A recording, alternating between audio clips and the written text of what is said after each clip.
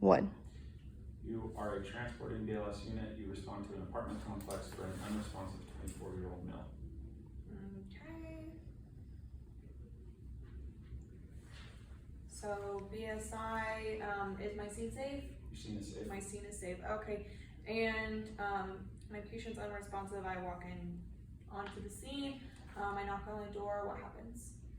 You're greeted by a very distressed female who takes you into the back bedroom where your patient is found laying against the wall. He is covered in vomit and there are several unlabeled pill bottles around him. Okay, so it looks like my mechanism of injury may possibly have to do with the pills. He may have taken something, but at this point, still a little bit undetermined. We'll determine that a little bit later on. Do I just have the one patient? One patient. Okay, and at this time I will request additional EMS assistance. And does it look like he fell there or no? Okay, I will not stabilize the C-spine at this time. At this point in time, my general impression of the patient is he is not doing good. He is very sick and he is likely a priority patient. He appears to be unresponsive, so I'll say, hello, sir, are you okay? Can you hear me? No response. No response, then I will try to do a sternal rub. Also no response. Okay, so I'm going to give him a U for unresponsive. I will assess his airway. What do I There's find? vomit in his airway. Okay, so I will suction the airway and open that up. And what am I seeing for breathing? Shallow at a rate of 8 and our lung sounds are crackly. Crackly, okay, so he is likely aspirated something.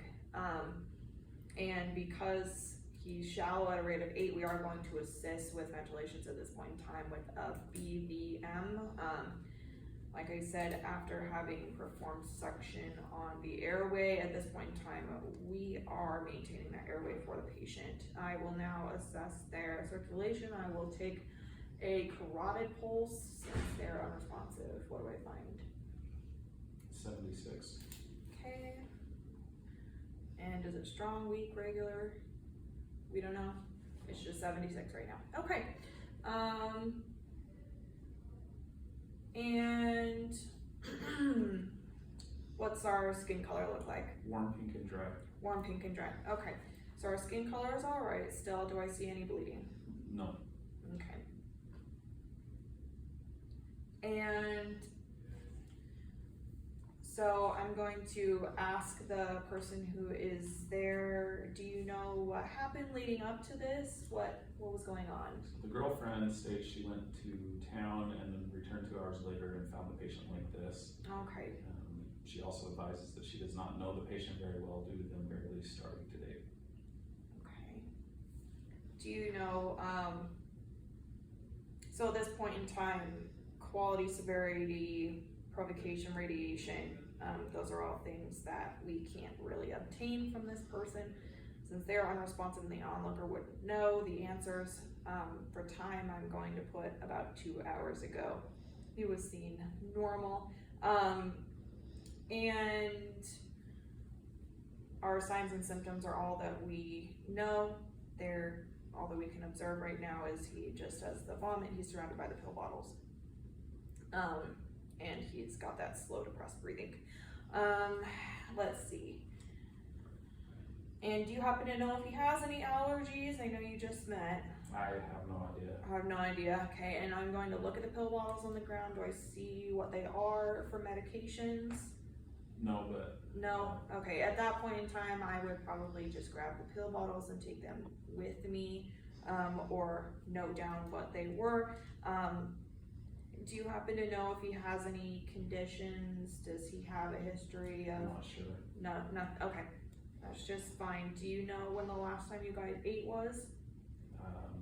Earlier this morning, but I was a while ago. Earlier this morning, okay. Okay, and again, you just went shopping about 2 hours ago and came back and found him like this? Yeah. Okay. At this point in time, I am concerned about neurological, possibly due to overdose. I would probably check his pupils to see how do they respond. Pinpoint pupils. They're pinpoint pupils, so I'm gonna suspect an overdose at this point. Again, we don't know exactly what they're on, but I'm gonna suspect overdose. And I'm going to take a blood pressure. 110/70. Okay. And how is my pulse doing? Still 76? 66. Okay. Has my respiratory rate improved? Respiratory rate's at 8. It's at 8. Okay. And again, we are assisting that with the BVM at this point. I would have the patient loaded into my ambulance as I am the transporting ambulance, is that correct? Yeah. Okay, I would have them loaded into my vehicle. I would attach the BVM to oxygen at this point in time and remain assisting the patient with respirations. My field impression of the patient is that they have likely overdosed on something and they are now experiencing the effects of that. They are unresponsive. And my interventions, I may administer Narcan, just because we don't know what they overdosed on, as well as suctioning the airway in the beginning and providing that oxygen and assisted breathing.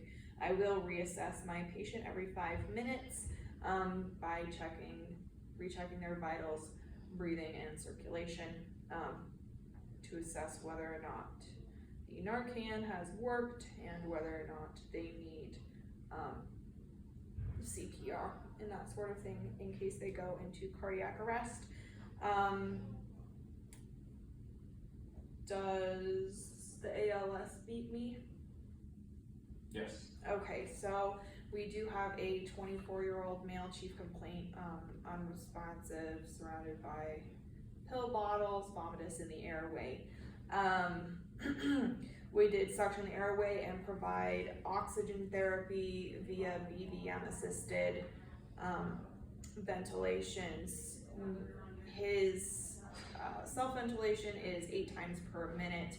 Pulse is 76 times per minute and blood pressure is 110/70. He is experiencing pinpoint pupils. I have the medications with me, and at that time I would likely list them off as possibilities. We have administered Narcan as well in order to try to counteract the effects of the medication.